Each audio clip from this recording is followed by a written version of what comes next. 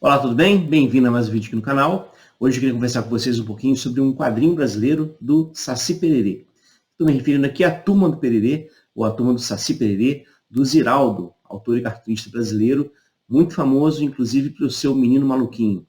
Mas antes do Menino Maluquinho, ele havia criado a Turma do Saci Pererê, ou a Turma do Pererê, que fez muito sucesso, e ainda faz muito sucesso, nos quadrinhos nacionais. A Turma do Pererê foi publicada primeiramente em cartoons, em 59, na antiga revista O Cruzeiro. Na verdade, foi a primeira publicação de quadrinhos colorida do Brasil. E segundo o próprio Ziraldo afirma, o Pererê, o Saci Pererê, que é o personagem que dá título à história, era um dos símbolos da época. Um tempo que se acreditava que, pelas ideias, poderíamos mudar nossa história. E as histórias são ambientadas na fictícia Mata do Fundão. Dentre os personagens são apresentados, claro, temos o Saci Pererê, que é vinculado ao folclore nacional, mas também temos um indígena chamado Tininim, e daqui a pouco a gente fala um pouco mais sobre ele. Temos a boneca de piche, que é a namorada do Pererê. Temos a Tuiuiu, que é uma menina também indígena, que é a namorada e a paixão do Tininim. Temos o Alan, que é um macaco que gosta de ler, gosta de música. Temos o Pedro Vieira, que é o faz-tudo da turma, que ele conserta as coisas.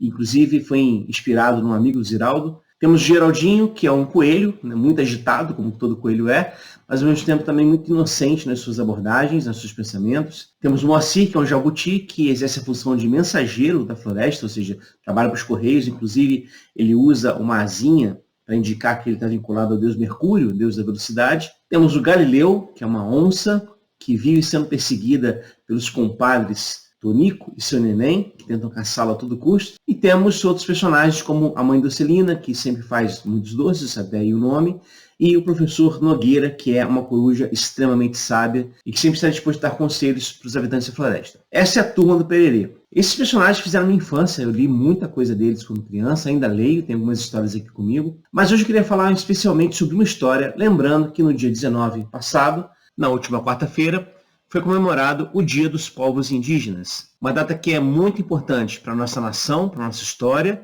e para a nossa cidadania. Então, vamos falar a respeito. Mas antes, claro, se você é novo ou nova aqui no canal, aproveita para se inscrever, se estiver gostando do canal, aproveita para curtir o vídeo também, se estiver gostando do vídeo, e a gente se vê aqui sempre às quintas e domingos à noite com vídeos novos. Bom, então, como falamos, vamos conversar hoje sobre a Turma do Saci Pererê, uma história especial.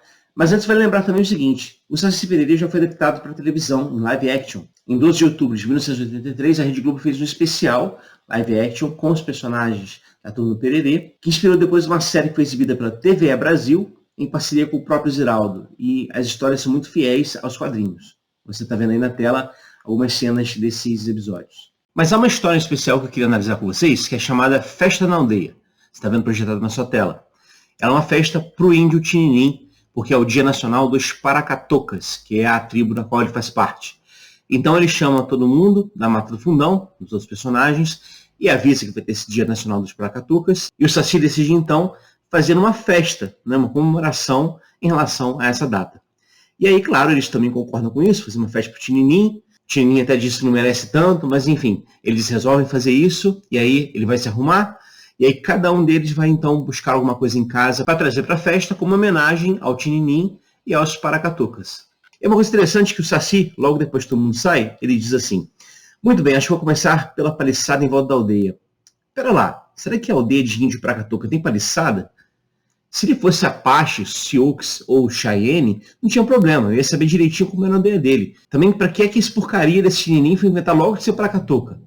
Aí ele cai em si e diz, santa mãe, olha o que eu estou dizendo, justo eu, Saci Pererê.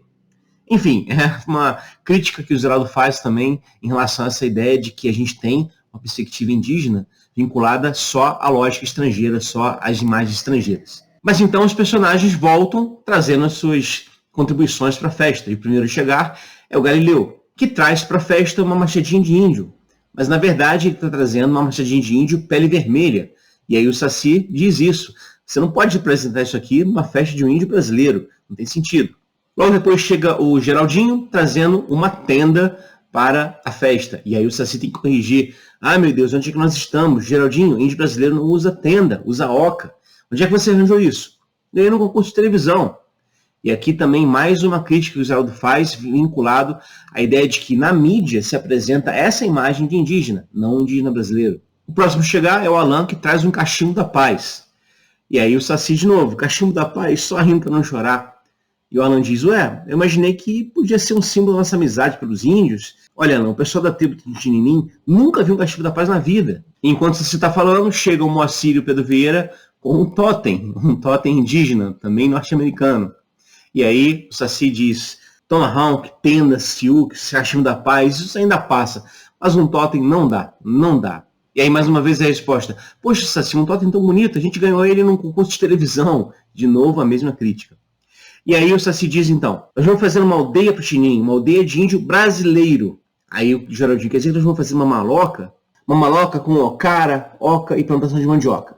Trata de sair por aí, só me voltem com bambus, embiras, sapê, cipó de corda, taquara e folha de palmeira. E aí eles montam aquele cenário aí sim de um indígena brasileiro. Até o Saci diz, nem ouvi vilas boas e eu botar defeito nessa aldeia. E aí eles ficam esperando o Tininim chegar para começar a festa. E quando o Tininim chega, a grande surpresa é que ele está fantasiado exatamente como um indígena norte-americano, com todos aqueles elementos que o Saci havia denunciado como sendo cultura estrangeira. Inclusive diz lá, depois que o Saci pergunta, Tininim, pelo amor de Deus, onde que você arranjou essa roupa? Ganhei num concurso de televisão.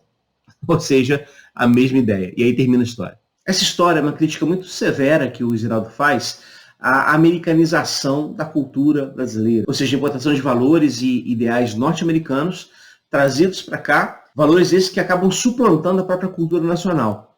E, inclusive, ser feito a partir da televisão. Na história, cada um dos personagens fala que ganhou aquele elemento da cultura norte-americana num concurso de televisão. Isso é interessante demais perceber. Já na década de 70, né, indo para a década de 80, você consegue reconhecer uma espécie de imperialismo cultural norte-americano. Ou seja, a ideia de que se adotam valores culturais estrangeiros em detrimento dos valores nacionais. Assim, imperialismo cultural pode ser definido como o uso do poder político e econômico para exaltar e difundir os valores e hábitos de uma cultura estrangeira em detrimento de uma cultura nativa. Isso acontece bastante, e até hoje é assim. A gente vive certamente num mundo globalizado, mas, como já disse alguém, a globalização não serve para todos os lados. Ela não acontece em todas as vias. Muitas vezes ela acontece apenas de uma única via, países ricos, por exemplo, em direção aos países mais pobres. A gente pode perceber isso em outros elementos, por exemplo, como a evangelização. Quando os cristãos europeus, especialmente norte-americanos, vieram para cá para o Brasil, trouxeram consigo a cultura estrangeira e impuseram essa cultura como o jeito correto de ser vinculado ao próprio evangelho. É por isso, aliás, que nós temos até hoje pessoas que num sol de 50 graus à sombra precisam utilizar terno e gravata para pregar, para exercer a função de pastor, por exemplo. Ora, isso tem sentido talvez no clima frio europeu, mas não no clima tropical brasileiro. Esses elementos culturais que são impostos sobre a cultura brasileira podem ser multiplicados aqui em várias instâncias, na música, na literatura, na cultura midiática, enfim, a adoção da cultura estrangeira suplantando a cultura nacional. Aliás, tem uma outra historinha do Saci Pererê, na qual aparece um antigo ator de Hollywood que fazia o Tarzan na televisão, e ele vem passar férias na Mata do Fundão. Ele deseja fazer novos filmes, mas nesse processo acaba tentando destruir a própria floresta e trazer elementos culturais norte-americanos para cá. Enfim, essas histórias são importantes para a gente pensar essa lógica, primeiro, de uma espécie de imperialismo cultural que acontece ainda hoje. Mas eu queria chamar a atenção aqui para uma outra questão.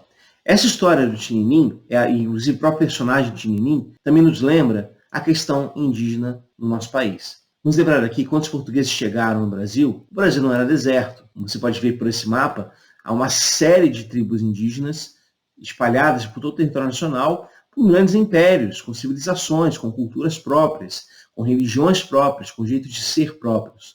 Essas culturas conviviam pacificamente, ou mesmo em guerra umas com as outras, dependendo da região, mas elas tinham suas próprias vidas. E quando os europeus chegam no Brasil, e também acontece isso na América Central e na América do Norte, nós temos um processo que vai, aos poucos, se tornando extremamente agressivo, violento e opressor contra os indígenas. A tal ponto a gente pode estabelecer uma certa ideia aqui em relação a essa colonização. Junto com a cruz, ou seja, junto com a religião cristã, veio também a espada. Era a cruz fincada no chão da terra e a espada fincada no estômago do indígena. Bartolomeu de Las Casas, que foi um frade dominicano do século XVI, que atuou aqui na América como cronista, como jurista e como teólogo também, escreveu o seguinte acerca da destruição que os espanhóis causavam na América Central. Sobre esses cordeiros tão dóceis, os nativos, tão qualificados e dotados pelo seu Criador, como se disse, Os espanhóis se arremessaram no mesmo instante como leões e tigres cruéis há muito tempo esfaimados, de 40 anos para cá.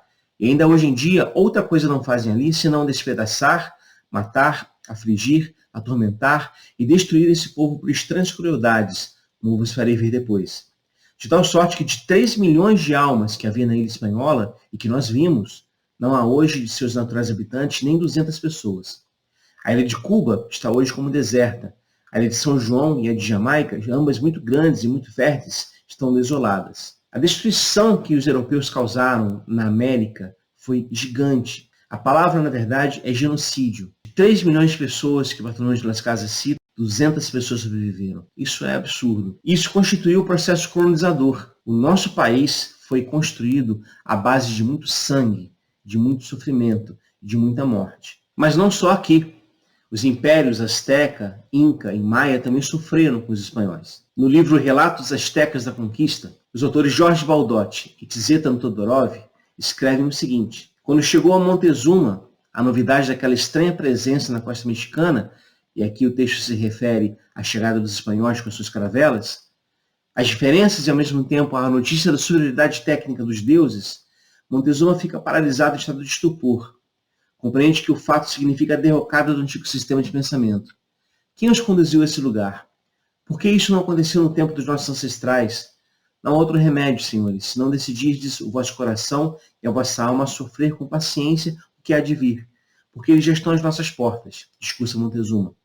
Não se tratava de temor por perder reinos, terras e senhorios, mas por compreender que o mundo, tal qual o conheciam, chegara ao fim, que todas as gerações estavam fadadas a desaparecer. Isso aconteceu na América, tanto do norte quanto central, quanto do sul. Isso precisa ser reconhecido como acontecimento histórico. E não só isso, perceber que esse procedimento continua até hoje. Nós vimos mais um exemplo disso no caso dos indígenas Yanomami, que foram não apenas abandonados pelo poder público, mas houve um projeto contra eles, estabelecido pelo poder público. Processo que possibilitava garimpos ilegais nas terras Yanomamis e que impedia qualquer tipo de recurso e ajuda a eles. O resultado?